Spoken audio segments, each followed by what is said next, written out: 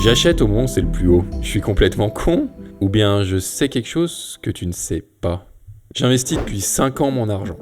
J'ai lu les plus grands classiques sur le sujet. J'ai vécu la chute vertigineuse du Covid.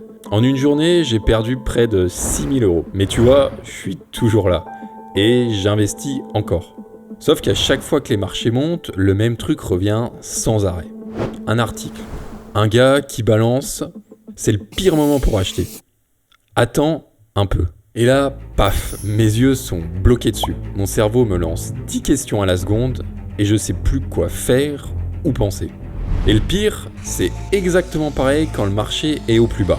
Enfin, du moins, jusqu'à ce que je comprenne ça. On cherche tous le bon moment. Mais ce moment, il n'existe pas. Pourquoi est-ce que l'on parle de pire moment? Ça peut être quand le marché est au plus haut jamais atteint, qu'on peut appeler ATH. Mais également quand il est au plus bas. Donc, deux choses qui sont totalement opposées l'une à l'autre. À chaque fois que ça arrive, à la seconde où tu prends ton téléphone, t'as un article avec un titre comme « Préparez-vous, la bulle va exploser ». Cette fois, c'est différent. Et sur les forums, c'est la guérilla. Tout le monde hurle de vendre pour se préparer à l'explosion. La purge arrive. Pourtant, le graphique, il finit toujours plus haut. Et ça, seulement 5 ans plus tard. Même après le crash de 2008, même après le Covid, et même après chaque crise historique. On ressent ce pire moment car notre cerveau est construit de cette manière. Il déteste deux choses. La première, acheter quand ça monte. On a peur de payer trop cher, d'avoir raté le train. Bref, c'est trop tard quoi. Et la deuxième, d'acheter quand ça baisse. Peur que ça continue de chuter jusqu'à zéro, que ça ne remonte jamais. On imagine toujours le pire scénario possible. Et donc, qu'est-ce que ça signifie pour nous? Pour simplifier, notre cerveau, il nous dit un truc comme « Psst, frère, c'est pas le bon moment. Attends encore un peu. » En réalité, cette phrase, elle parle pas du tout du marché. Elle parle de notre besoin de contrôle, de notre peur d'avoir tort. On préfère avoir raison en ne faisant rien plutôt que d'avoir tort en agissant. Alors que, comme dirait Seth Godin, le coût d'avoir tort est inférieur au coût de ne rien faire. Bah oui, si on ne fait rien, rien ne se passe. Pourtant, c'est ce que notre cerveau nous dit de faire. On est terrifié par l'erreur. Le pire qui peut arriver, c'est que tout s'effondre. Alors imaginons-le là, maintenant. T'es assis à ton bureau, tu regardes le graphique du S&P 500. Et là, paf, d'un coup, il tombe à 0.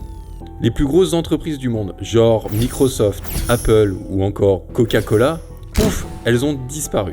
Elles valent 0 €.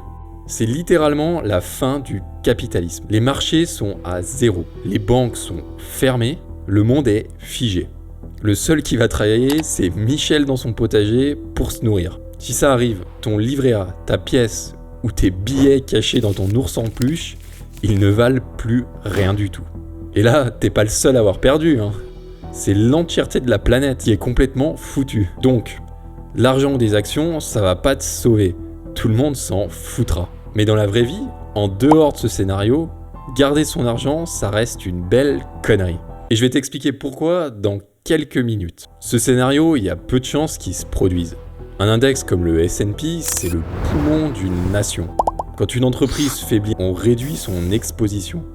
Et quand elle va vraiment mal, on n'hésite pas à renouveler l'air. On la remplace. L'index, il n'a pas de pitché, il n'y a pas d'émotion qui rentre en jeu.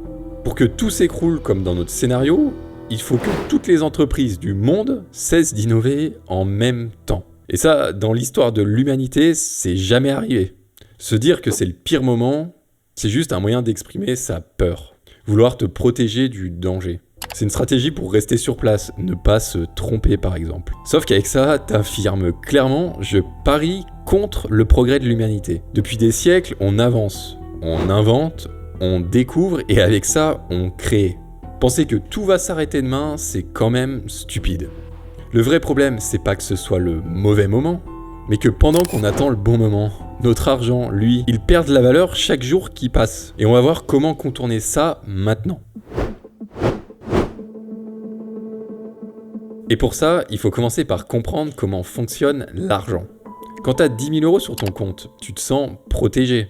Sauf que la réalité, c'est pas ça. Même si le chiffre reste le même, il perd sa valeur. Et ça, sans qu'on s'en rende compte. On aurait tendance à se dire que rien faire, c'est rien risquer. Mais chaque jour qui passe, ton argent se dilue, centime par centime. En fait, c'est même une des seules choses dont on est sûr qu'elle va perdre de la valeur. Que ce soit le prix du Bitcoin ou de l'or, je suis incapable de savoir. En revanche, les euros, je peux t'affirmer que oui, ils vont toujours baisser. Et je suis sûr pour une bonne raison. La monnaie est faite pour circuler. Pas pour être gardée, et encore moins sur ton compte courant. Notre système monétaire, il est basé sur de la création permanente. Que ce soit en Europe avec la Banque Centrale Européenne, les US, la Chine, ils impriment tous. Et pas 10 balles pour acheter un ticket de loto. Hein. Quand ils impriment, eux, c'est directement les gains. Pourquoi s'emmerder ? Et la quantité d'argent en circulation, elle augmente. Mais la valeur d'une seule unité, 1 euro, elle va diminuer. T'es d'accord avec moi ? Imagine que tu marches dans la rue. Là, je te tends l'unique exemplaire au monde d'une carte Pokémon, par exemple. Elle a une grande valeur par sa rareté. Tu te réveilles le lendemain et tu découvres que la société a décidé d'en imprimer 50 000 exemplaires en plus. Ta carte va perdre l'entièreté de sa valeur. Elle a plus rien d'unique. C'est exactement pareil avec l'euro. Ils te disent que 1 euro, c'est 1 euro. Mais c'est faux. Cet euro, il va de moins en moins acheter chaque année qui passe. On vit dans l'illusion. Toi, tu le vois directement. Ta pizza, elle est passée de 8 à 13 euros. Ton billet, il garde le même chiffre, mais pas la même valeur. Et ça, c'est la fameuse inflation, la taxe monétaire invisible. Et normal, on gueule, on comprend pas, mais en fait c'est obligatoire, le seul truc dont on est sûr à 100%. L'argent, il va toujours perdre dans la manière que notre système est dirigé. C'est une pure création, sans règle de rareté, ou du moins plus aujourd'hui. Donc toi, moi, quand on garde notre argent de côté pour le bon moment, on accepte que notre argent, il vaudra moins demain. Et je suis pas sûr que c'est consciemment ce que l'on veut vraiment. Enfin, en ayant compris ça, pour ma part, clairement, non. La vraie question pour contrer ça, c'est qu'est-ce qui garde de la valeur ? Quelque chose de rare, que l'on ne peut pas recréer ni dupliquer. Par exemple, posséder des parts d'entreprise, avoir des bureaux, des employés, des brevets, de la production, bref, une partie réelle du monde. C'est quelque chose qui va pouvoir s'adapter. Si une entreprise faiblit, c'est parce qu'une autre va prendre sa place. Les indices évoluent, les sociétés changent, mais la machine, elle continue. Et ça, pour l'inflation, c'est exactement ce dont on a besoin. Une entreprise, elle peut répercuter l'inflation sur ses prix. Et elle va clairement le faire. Ton billet de banque, lui, il peut rien faire. Donc, posséder des parts d'entreprise, c'est détenir une valeur qui s'ajuste naturellement à la réalité économique. Si demain tout change, par exemple la France change de monnaie, l'euro, le franc, l'euro numérique, peu importe, c'est déjà arrivé et crois-moi, ça arrive de nouveau. Les entreprises, elles vont continuer d'exister, de produire et de vendre. Le monde, il peut pas s'arrêter comme ça. Donc, si le système monétaire change, toi tu peux attendre tranquillement que les choses se stabilisent avant de pouvoir récupérer ton argent. Tes actions gardent une valeur basée sur la richesse réellement créée. Ok, donc on sait que posséder des parts d'entreprise, c'est important. Mais pour autant, est-ce qu'investir quand tout est au plus haut, c'est pas complètement débile ? C'est ce qu'on va voir là, maintenant. Et le débile, c'est sûrement pas celui auquel tu t'attends. Avant de faire quelque chose, on cherche toujours absolument le bon moment. On a peur d'avoir tort. On veut acheter au plus bas, mais pas trop non plus. Parce qu'après, on se demande si ça va remonter. On veut être plus malin que le marché. Mais à ce petit jeu, personne ne gagne. Au final, est-ce que ce bon moment, il existe vraiment en fait ? Il y a un truc stupide à avoir en tête, et qui risque de tout changer. Si là, maintenant, aujourd'hui, tu penses que le marché est au plus haut, que jamais il remontera, qu'est-ce que tu fous ? Vends tout là, maintenant, et vite ! Si tu l'as pas fait, c'est que tu crois à la croissance long terme. Alors, laisse-moi t'affirmer un truc. Le moment de ton entrée n'a aucune importance. Oui, t'as bien entendu, aucune importance. Écoute bien la suite et tu vas tout comprendre. Regarde ce post Reddit. Cette personne est devant son PC, chez lui. Il a un peu d'argent qu'il veut investir. Et le Bitcoin est au plus haut historique, son ATH. Donc naturellement, tout le monde en parle. Et lui, il se demande, est-ce que c'est le bon moment pour acheter du Bitcoin ? Et là, t'as un mec random qui vient donner une réponse d'à peine quelques mots. Est-ce qu'un ancien ATH a déjà été une mauvaise idée ? Cette phrase, c'est du pur génie. Il a tout dit. À l'heure actuelle, l'ATH du Bitcoin, c'est 120 000 $. Si en 2030, son ATH, c'est toujours celui de 2025, est-ce que ça t'intéresse ? Pas vraiment. Donc, tu investis uniquement car tu espères battre le précédent. ATH ou pas, ça ne change rien. Tant que le marché continue de battre ses records. Chaque ancien ATH devient un point d'entrée normal, voire même un très bon. Payerais cher pour être rentré à ce moment-là, non ? Moi, ouais, en tout cas. Regarde, imagine deux personnes. L'un achète toujours au meilleur moment et l'autre toujours au pire. Le retour sur investissement, il va être vraiment différent pour l'un ou pour l'autre. Bah non, je déconne. La différence, c'est à peine 2%. Ça n'a pas vraiment d'importance. Pourtant, un mec voit littéralement l'avenir. Et l'autre, c'est le plus malchanceux au monde. Ce qui veut dire que le moment compte beaucoup moins que le temps passé dans le marché. Et alors, si on suit notre technique long terme, c'est encore pire. Sur une durée de 30 ans, par exemple, celui qui voit l'avenir, il a un retour sur investissement de 10,3%. Pas mal, non ? Mais celui qui investit chaque pire jour de l'année a un retour de 9,6%. La différence, elle est juste ridicule. Autant te dire qu'il ferait mieux de fournir tous ses efforts pour deviner les prochains numéros du loto. Là, ça sert juste à rien. La règle, c'est time in the market est supérieur au timing in the market. Et pour prouver ça, en 2008, assis à son bureau, un mec a parié $1 million contre un hedge fund. En 10 ans, il leur a dit « Je vous battrai juste en investissant dans un simple index du S&P 500 ». En 2015, donc 2 ans avant la fin, le fonds a déclaré sa défaite et versé $1 million. Il savait que c'était foutu. Tu imagines ? Le type a mis $1 million juste pour prouver son idée. Que personne, pas même les meilleurs, peuvent battre le temps. Pendant que les autres passaient leur journée à chercher le bon moment. Lui, il encaissait tranquillement. Il a littéralement rien fait.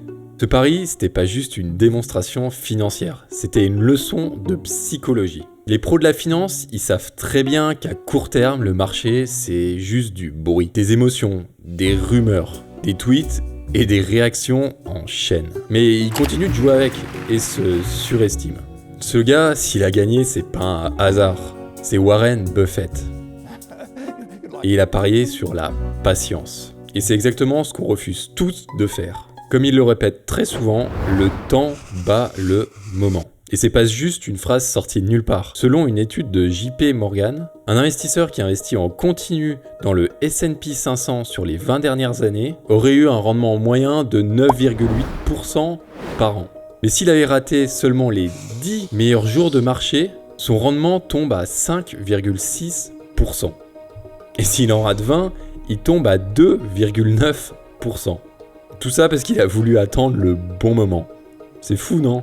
Le marché récompense la constance, pas la perfection, et encore moins l'intelligence. À vouloir éviter les chutes, tu rates aussi les rebonds. Et donc tout ça nous mène à une seule conclusion. Le meilleur système jamais égalé, que tu peux appliquer là, maintenant, tout de suite, et tout seul. Et c'est également le secret que les riches exploitent. Ils ne cherchent pas le bon moment, ils restent dans le jeu. Et ça, grâce au dollar cost average. Si aujourd'hui tu penses que c'est le pire moment, tu peux quand même faire quelque chose. Utiliser le DCA, l'investissement programmé. Investir la même somme à intervalles fixes, peu importe ce qu'il se passe. Et oui, si tu connais ma chaîne, c'est ce que je répète sans cesse, tu commences à le savoir. Sinon, abonne-toi, et je te garantis que ça va rentrer dans ta tête. Le DCA, c'est simple, automatique, et ça bat 99% des gens qui essayent de trouver le bon moment. Et dis-toi bien même que tu bats des équipes entières de financiers avec ça. Exactement comme Buffett l'a fait. Pour ça, il suffit de choisir un montant que tu peux maintenir. Tu choisis une période. Chaque mois, chaque trimestre, chaque semaine, on s'en fout. Et tu investis le montant à chaque période. Par exemple, j'investis 300 € sur le S&P 500 tous les mois. Et pour t'aider, je te donne gratuitement les index avec le meilleur rendement sur le long terme. Tu peux aller les récupérer maintenant directement dans la description. Ce procédé, il fonctionne grâce à l'effet de lissage. Tu viens acheter au plus haut et au plus bas, ce qui vient atténuer les gros pics et lisser ta courbe. Les meilleurs jours de marché viennent très souvent juste après les pires. En restant investi, tu les attrapes. En attendant le bon moment, tu les rates. Simple, efficace. Pour conclure le débat, moi, j'achète au moment où c'est le plus haut.